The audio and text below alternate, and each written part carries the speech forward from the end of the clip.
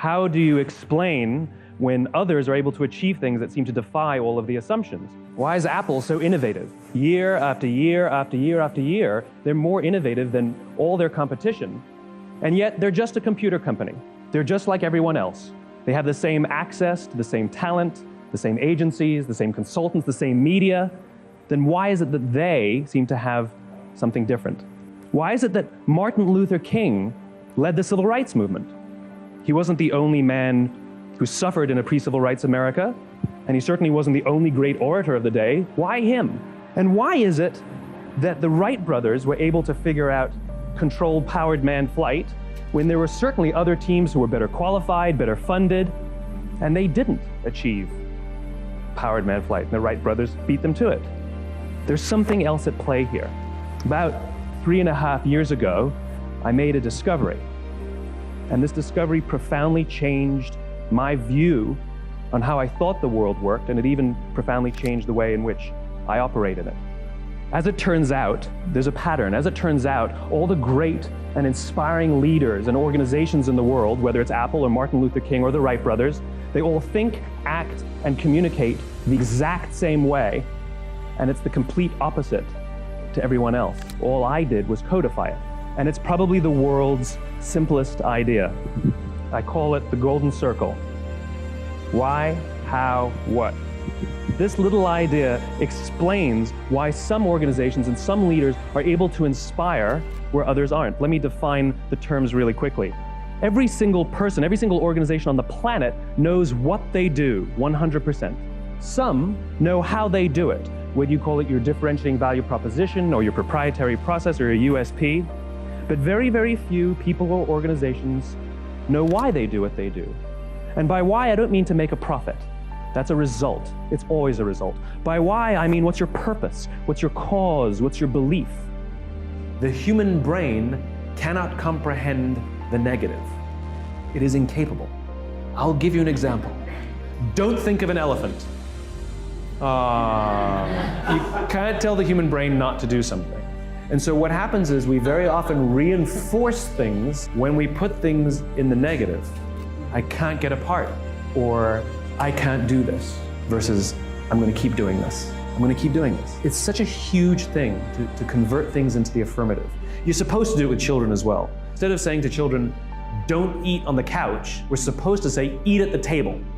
Right? We tell people what we want them to do, not what we don't want to do. Pilots know this. It is well known in the pilot community that when you tell a pilot, don't hit the obstacle, they'll hit the obstacle. Because what they're doing is focusing on the obstacle. Skiers know this. If you ever seen skiers go through trees, it's very easy. It's actually surprisingly easy. If you go through trees on skis and you go, don't hit a tree, don't hit a tree, don't hit a tree, guess what you're watching? You're only looking at trees. All you're doing is seeing trees. You don't understand how anyone can ski with all these trees, as opposed to follow the snow, follow the path, follow the path. The only thing you see is the path. Skiers know this. If you say don't hit a tree, you'll hit a tree.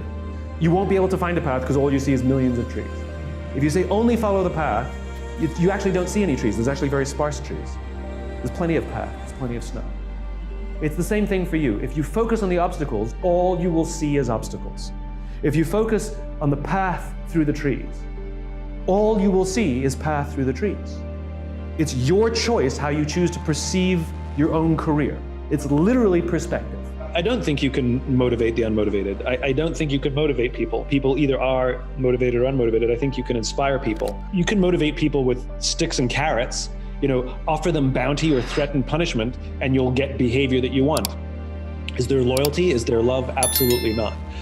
Usually, when people are unmotivated, it's not necessarily them. It might be the situation they're in. Maybe they don't belong in the culture. Maybe they feel unseen or unheard. Maybe they're scared. Maybe they're unprepared. When somebody's unmotivated, let's not label them as unmotivated first. What are the 20 other things that it could also be? Let's start there. When I was writing Leaders Eat Last, I got to the point where I couldn't do it. It was too difficult. I couldn't organize all the information. It was just too complicated. I couldn't do it, and I'd been trying for months. I probably missed multiple deadlines, and I was sitting at my computer, and I decided that I had to give up. I couldn't do it. And so I got up and went for a walk, and I was literally planning my exit. I was going through the steps, I was going through the checklist of quitting. I knew that I have to give my advance back to the publisher, because technically I'm in breach. I knew that I would be humiliated, but I was preparing myself for it, and that I would get over it. I was also rationalizing that it was okay to quit. I told myself there are thousands, 10,000 books published every single year. No one will miss this one book. And I literally went through the steps to prepare myself for what I had to do to quit. I'm not sure why I did this, but I called a friend of mine who at the time was in the Air Force Special Forces, and I don't even think I said hello when he picked up the phone. I simply asked the question, what do you do when you can't complete the mission? And as is his habit, he just started telling me a story. He was a helicopter pilot, and they had a mission in Afghanistan that was a suicide mission. All the intelligence showed that the air defenses were just too great and none of them were gonna come out alive. And it wasn't gonna be one of those kill Hitler missions where we're all gonna die, but we'll kill Hitler. This is like, we're all gonna die and the mission will also fail. And he was preparing his helicopter for this mission, and his wingman turned to him and said, what do we do? We've got wives, we've got kids. Do we refuse to go?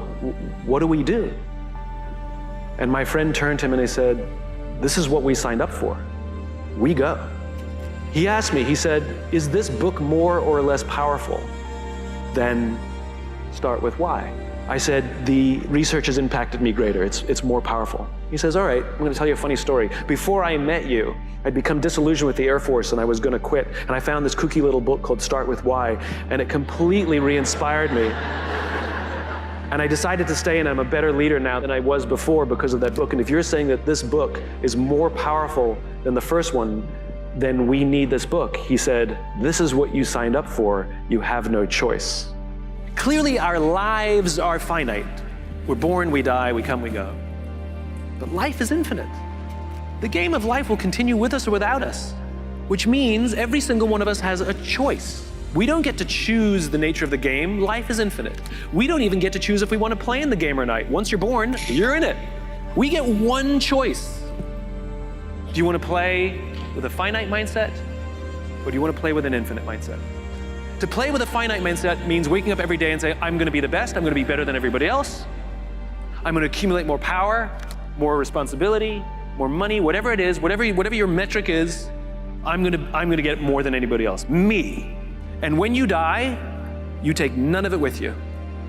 Or we can choose to live our lives with an infinite mindset, which means I'm going to leave this world, this school, in better shape than I found it. It means I'm going to devote my life to see that those around me rise. And we know that we're living with an infinite mindset because our obsession is seeing that we have an impact on the lives of the people around us. We've all had teachers, and some of you are those teachers, where 20 or 30 years from now, I can go to one of your students and say, you're a remarkable human being, you've accomplished so much in your life. How did you become the person you are today? And they will tell me your name. We all remember the teacher who believed in us. We all remember the teacher who had our backs. We all remember the teacher who saw something in us that nobody else saw. We've forgotten all the others, but we remember those couple. And that's what it means to live with an infinite mindset. It means we divert ourselves to that mindset for everyone in our lives. That other teachers will say that about us. Other principals will say that about us. Other students will say that about us. Our friends will say that about us. I am who I am today because of you, and I will commit to live the same life that you taught me how to live. And you will literally live on beyond your own lifestyle, your own lifetime. That when you're gone, others will carry your work for you. This is what it means to live an infinite life, and it is just a choice.